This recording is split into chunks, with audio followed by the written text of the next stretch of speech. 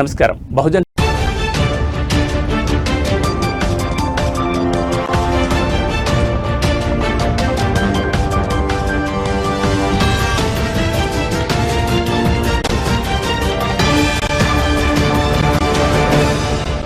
Times news కి స్వాగతం. Headline చూద్దాం.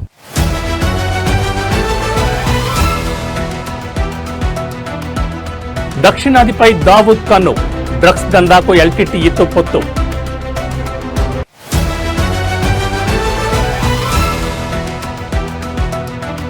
బీహార్లో కొనసాగుతున్న తొలిదశ అసెంబ్లీ ఎన్నికల పోలింగ్.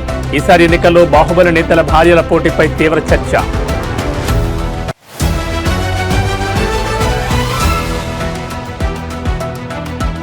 విజయ డైరీ మాజీ చైర్మన్ మండవి జానకిరామయ్య కన్నమూత. స్వగ్రామం మవ్వలో నేడు అంత్యక్రియలు.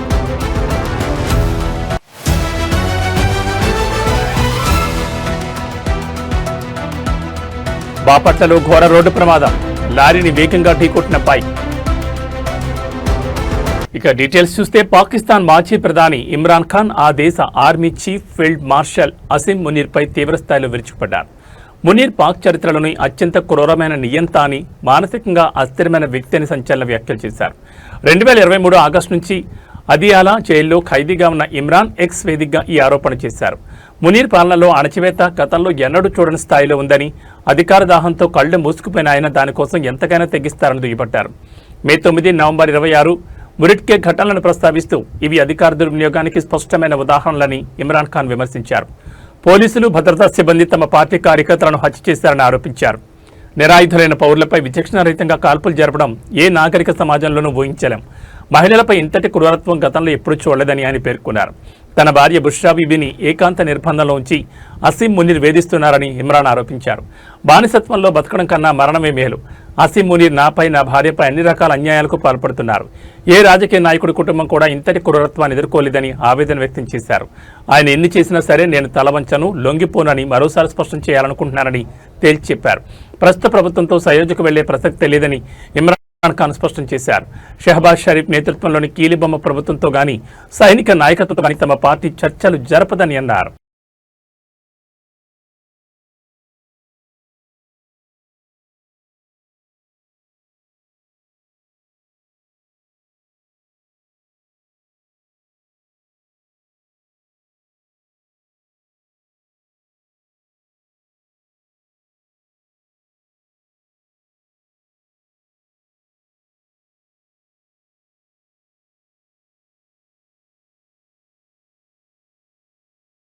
బీహార్ అసెంబ్లీ ఎన్నికల తొలి విడత పోలింగ్ ఈ ఉదయం ప్రారంభమైంది. ఇండియా కూటమి ముఖ్యమంత్రి అభ్యర్థి ఆర్జేడీ నేత తేజస్వి యాదవ్, కేంద్ర మంత్రి గిరిరాజ్ సింగ్ వంటి పలువురు సీనియర్ నాయకులు ఉదయాన్నే తమ ఓటు హక్కును వినియోగించుకున్నారు.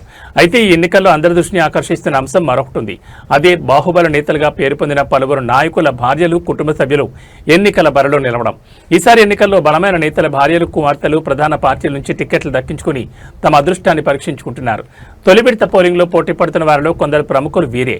బాహుబలి నేత సూరజ్ ఖాన్ సింగ్ భార్య అయిన వీణాదేవి మోకామా అసెంబ్లీ స్థానం నుంచి ఆర్జేడీ అభ్యర్థిగా పోటీ చేస్తున్నారు. ఈమె అనంత సింగ్ను ఎదుర్కోబోతున్నారు.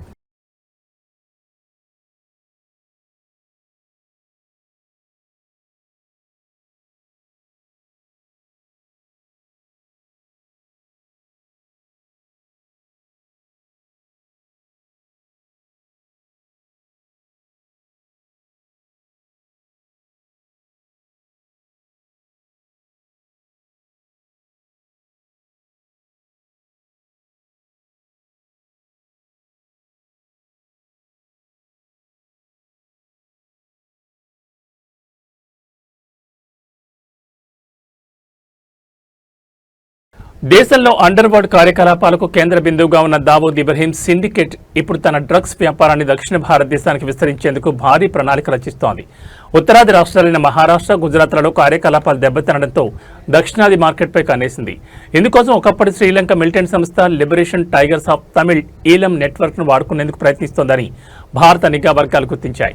ఈ రెండు ప్రమాదకర శక్తులు చేతులు కలపడం దేశ భద్రతకు పెను సవాల్గా మారనుందని అధికారులు ఆందోళన వ్యక్తం చేస్తున్నారు. నిఘా వర్గాలు సేకరించిన సమాచారం ప్రకారం డి గ్యాంగ్ సభ్యులు శ్రీలంక, భారత్లోని మాజీ ఎల్టీటీఈ కార్యకర్తలు, సానుభూతి పరులతో సంప్రదింపులు జరుపుతున్నారు. డ్రగ్స్ రవాణాకు అనువైన మార్గాలను గుర్తించి వ్యాపారాన్ని నడిపించేందుకు వారి సహాయం కోరుతున్నారు.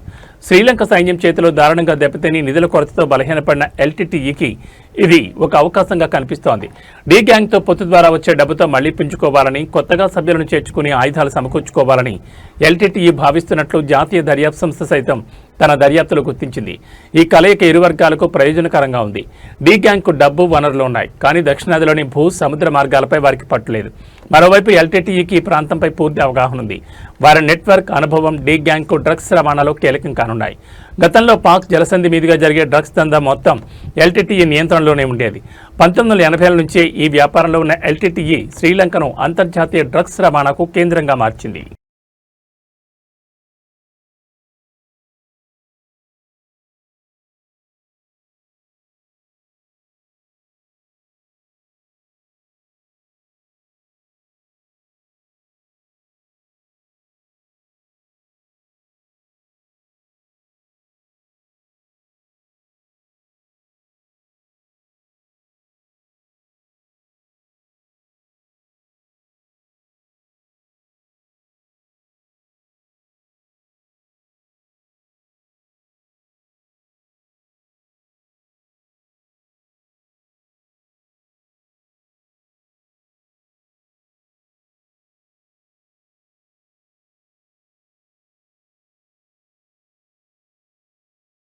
విజయ డైరీ మాజీ చైర్మన్, పాడి రైతుల సంక్షేమ సారథి మండవ జానకిరామయ్య కన్నుమూశారు. కొంతకాలంగా అనారోగ్యంతో బాధపడుతున్న ఆయన గన్నవరం సమీపంలోని ఋషివాటిక వృద్ధాశ్రమంలో ఇవాళ ఉదయం తుది శ్వాస విడిచారు.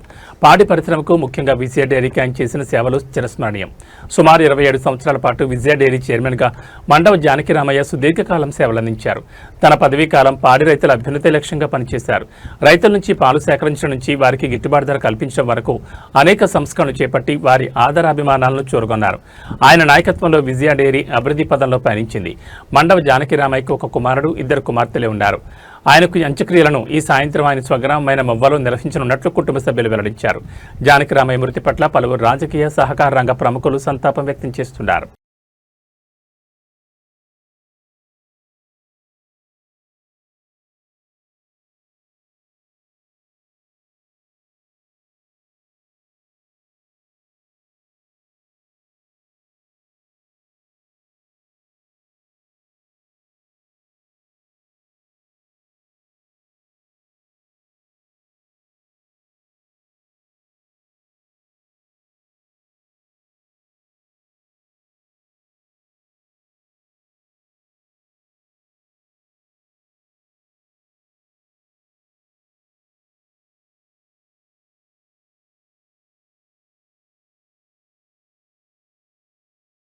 ఏపీలోని బాపట్ల పట్టణంలో ఇవాళ తెల్లవారుజామున ఘోర రోడ్డు ప్రమాదం చోటు చేసుకుంది. పట్టణంలోని క్లాక్ టవర్ కూడలి వద్ద అతివేగంగా దూసుకొచ్చిన ఓ బైక్ లారీని ఢీకొట్టడంతో 2 యువకులు అక్కడికక్కడే ప్రాణాలు కోల్పోయారు.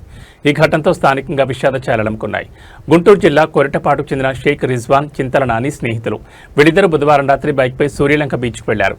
అయితే బీచ్ మూసి ఉండడంతో గుంటూరుకు తిరిగి మైలుమయ్యారు. ఈ క్రమంలో అర్ధరాత్రి 2:34 బాపట్ల గడియార స్తంభం కూడలి వద్దకు చేరుకున్నారు. అదే సమయంలో చీరాల నుంచి గుంటూరు వైపు వెళుతున్న ఓ లారీని వీరి బైక్ బలంగా ఢీకొట్టింది. ప్రమాద తీవ్రతకు బైక్పై ఉన్న 2 యువకులు గాల్లోకి ఎగిరి రోడ్డుపై పడ్డారు. తీవ్ర గాయాలు కావడంతో ఘటనా స్థలంలోనే ప్రాణాలు విడిచిపెట్టారు. ఈ ప్రమాదానికి బైక్ అతివేగమే ప్రధాన కారణమని తెలుస్తోంది. ఈ దుర్ఘటనకు సంబంధించిన దృశ్యాలు సమీపంలోని సీసీటీవీ కెమెరాలో రికార్డ్ అయ్యాయి. ప్రస్తుతం ఈ వీడియో సోషల్ మీడియాలో వైరల్ అవుతోంది. సమాచారం అందుకున్న పోలీసులు ఘటనా స్థలానికి చేరుకుని మృతదేహాల్ని పోస్టుమార్టం నిమిత్తం ఆసుపత్రికి తరలించారు. కేసు నమోదు చేసుకుని దర్యాప్తు చేస్తున్నారు.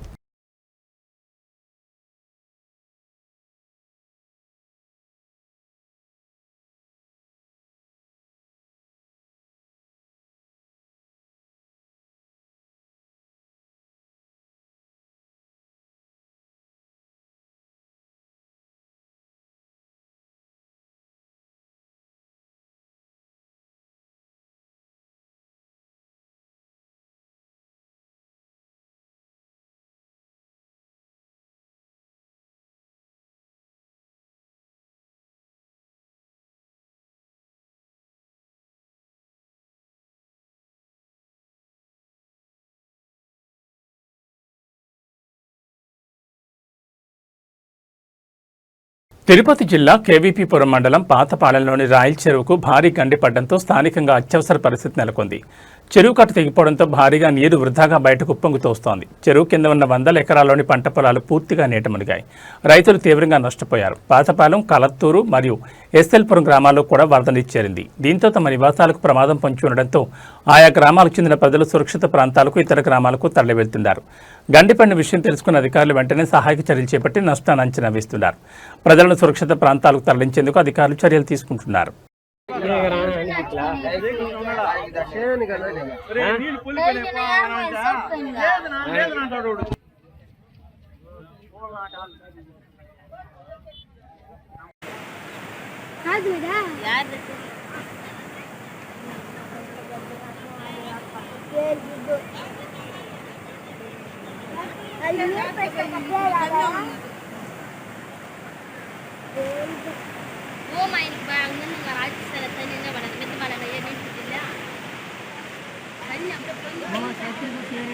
ನಿಕ್ಕರ ಗಮ್ಮನೀರ್ ನಾನನ್ನ ಸರಿರಾ ಚಲಗೋ ಅಂಗರ್ ಕೊಂಬ ಬರಂಗದು ಹೆಂಗಡ ಇದು ಅಂಗರ್ ಕೊಂಬ ಹಿಂಗೊಂದ್ರಿಸಿ ಬಾರು ಹೆಂಗರ್ ಕೊಂಬು ದಂಗಿಚೆ ಕಾಪಿ ಕೊಡು ಕೊಂಬು ಅದ್ರ ಕೊಂಬು ರಸ್ಕೊಂಡು ದಿವ್ಯಾ ಇಪ್ಪ ಸರಿ ಅಪ್ಪಲ್ಲ ವೀಡಿಯೋಂಗಲ್ಲ ಯೂಟ್ಯೂಬ್ಂಗಲ್ಲ ಬಾಕದ್ದು ನಿಜಮಾಲ ಬಾಕನೋರು ಇಪ್ಪ ಎದರಕ ಕಣ್ಣಾಲ ಬಾಕನೋರು ಪಾರಿಂಗೋ बकेट बकेट सिलेंडर పోయిన కదా బకెట్ కి పోయిన దో పుట్స్ పారి సిలిండర్ పుట్స్ పారి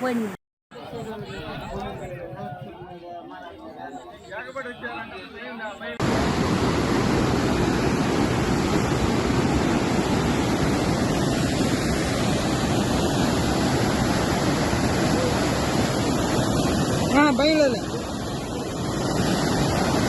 దో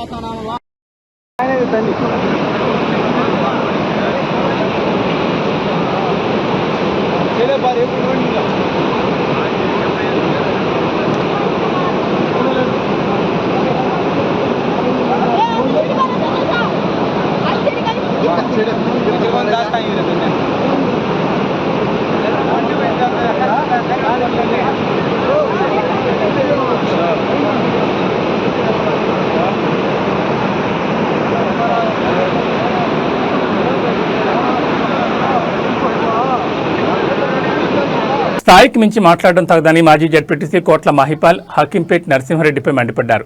హకీంపేటలో జరిగిన కాంగ్రెస్ పార్టీ సమావేశంలో మాజీ మంత్రి కేటీఆర్ మరియు మాజీ ఎమ్మెల్యే పట్నం నరేంద్రరెడ్డిని ఉద్దేశించి గ్రామానికి చెందిన నరసింహారెడ్డి చేసిన వ్యాఖ్యలపై ఆయన స్పందించారు. గ్రామ ప్రజలకు ఎప్పుడూ అందుబాటులో ఉండక కనీసం వార్డు సభ్యులుగా గెలవని వ్యక్తి స్థాయికి మించి అనుచిత వ్యాఖ్యలు చేయడం సబబు కాదని ఆయన హితో పలికారు.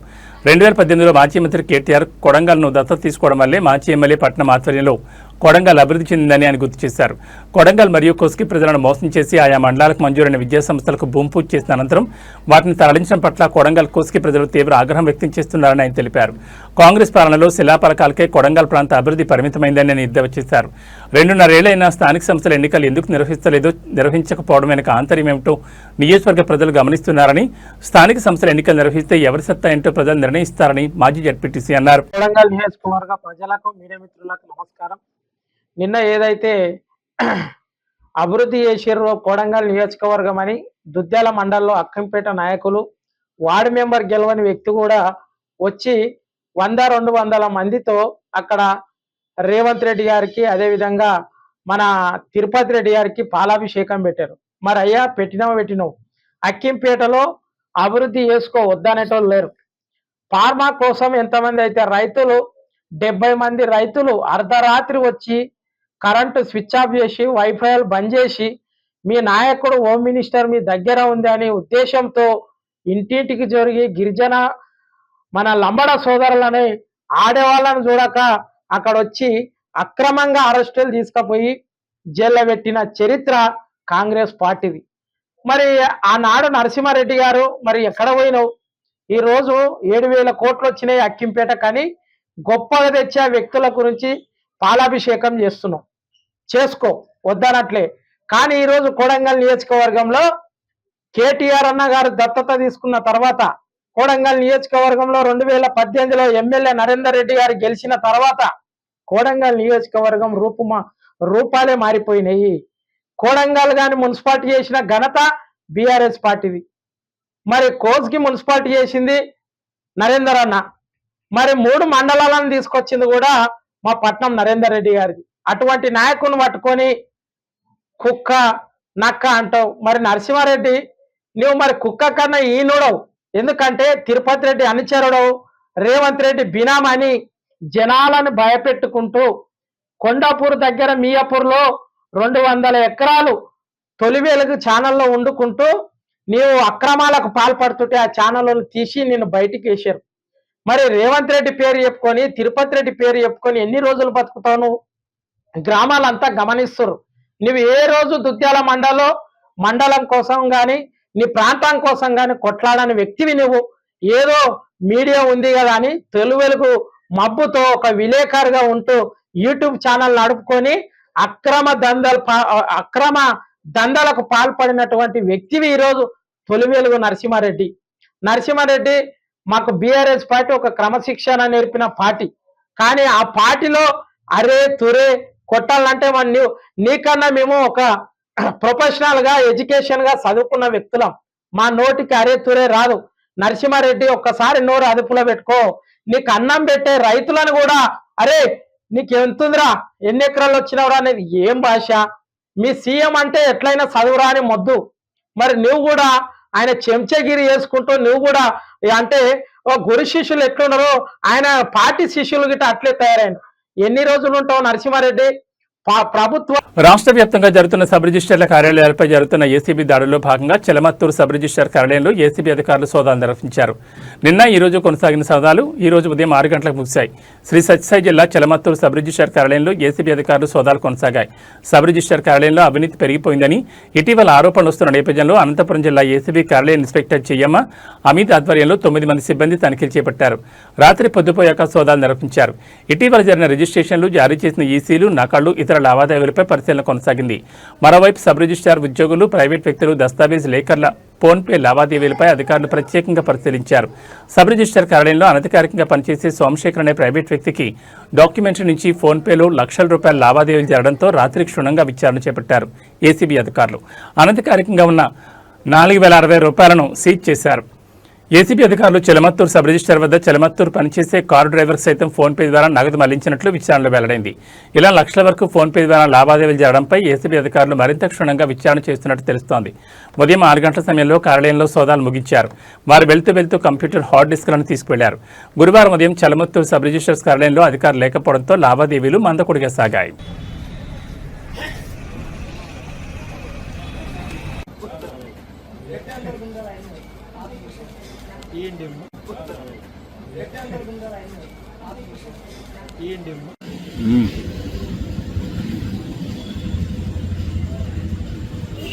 చూడు నా డబ్బులు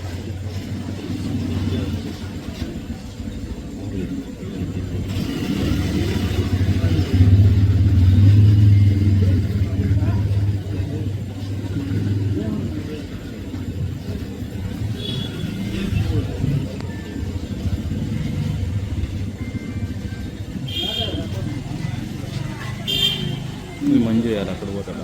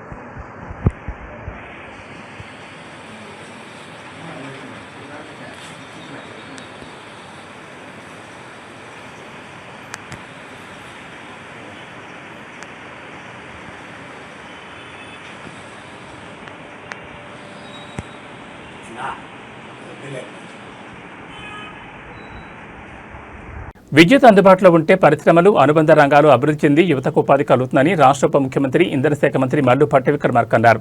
వికారాబాద్ జిల్లా పరిగి నియోజకవర్గంలో 674 కోట్ల రూపాయల వ్యయంతో నిర్మించనున్న ఒక 400 kV sub station 9 33/11 kV sub station నిర్మాణానికి శంకుస్థాపన చేశారు. అంతేకాకుండా నజీరాబాద్ తాండాలో 24 కోట్ల రూపాయల వ్యయంతో నిర్మించిన 220 kV సబ్ స్టేషన్ను ప్రారంభించారు. ఈ సందర్భంగా ట్రాన్స్ఫార్మర్లను పంపిణీ చేశారు. ఈ సందర్భంగా ఏబీఎస్ ఫంక్షన్ హాల్లో ఏర్పాటు చేసిన సమావేశంలో రాష్ట్ర ఉప ముఖ్యమంత్రి మాట్లాడుతూ నీళ్లు, నిధులు, నియామకాలతో తెచ్చుకున్న తెలంగాణ రాష్ట్ర ప్రభుత్వం ప్రజాపాలన పేరుతో ప్రజల సంక్షేమానికి అత్యంత ప్రాధాన్యత ఇస్తుందని తెలిపారు. ఇందులో భాగంగా అత్యంత నిరుపేదలకు 200 యూనిట్ల వరకు ఉచిత విద్యుత్ ఇవ్వడం జరిగిందని, ఇందులో భాగంగా 148,193 మందికి ఉచిత విద్యుత్ అందిస్తున్నట్టు తెలిపారు. పరిగి నియోజకవర్గంలో 44,465 మంది లబ్ధిదారులు ఉచిత విద్యుత్ లబ్ధి పొందుతున్నారని అన్నారు. ప్రభుత్వం వచ్చిన వెంటనే ప్రతి నియోజకవర్గానికి 3,500 ఇండ్లను మంజూరు చేసి ప్రతి ఇంటికి 5 లక్షల చొప్పున కేటాయించామని, తెలంగాణలో కేవలం సంక్షేమం కోసమే 106,310 కోట్లను ఖర్చు చేశామన్నారు.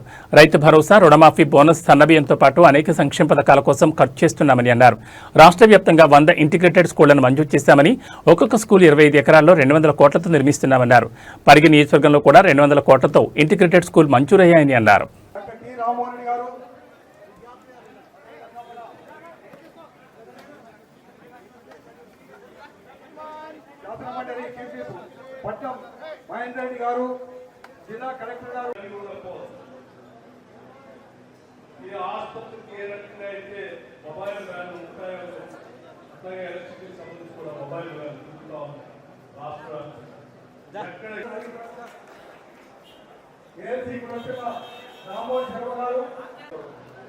అట్లాగే అధికారులు కూడా ఒక ప్రత్యేకమైనటువంటి కార్యక్రమాన్ని అనౌన్స్ చేశాం. ప్రజా పాట ఎనర్జీ సంబంధించి, కరెంటు సంబంధించి, శాఖ సంబంధించిన అధికారులు సీఎం దగ్గర నుంచి కింది స్థాయి అధికారులను కూడా గంటల మండలం లక్ష్మీనారాయణ గారు, అదేవిధంగా అసెంబ్లీ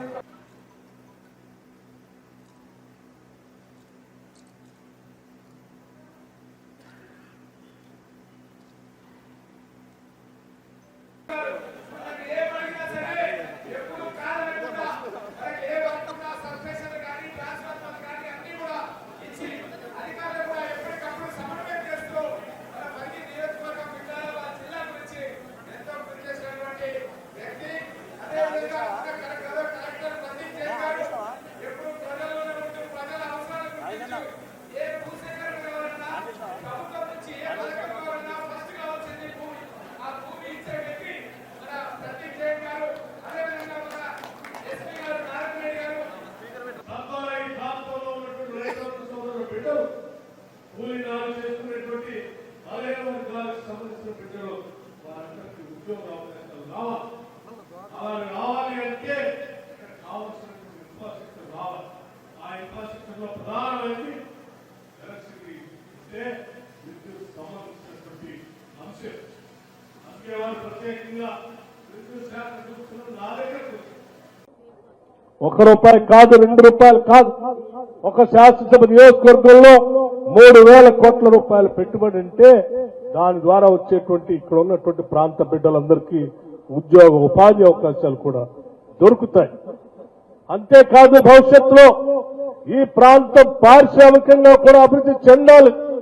తద్వారా ఈ ప్రాంతంలో ఉన్నటువంటి రైతాంగ సోదరుల బిడ్డలు, కూలీనాలు చేసుకునేటువంటి బలహీన వర్గాలకు సంబంధించిన బిడ్డలు, వారందరికీ ఉద్యోగ అవకాశాలు రావాలి.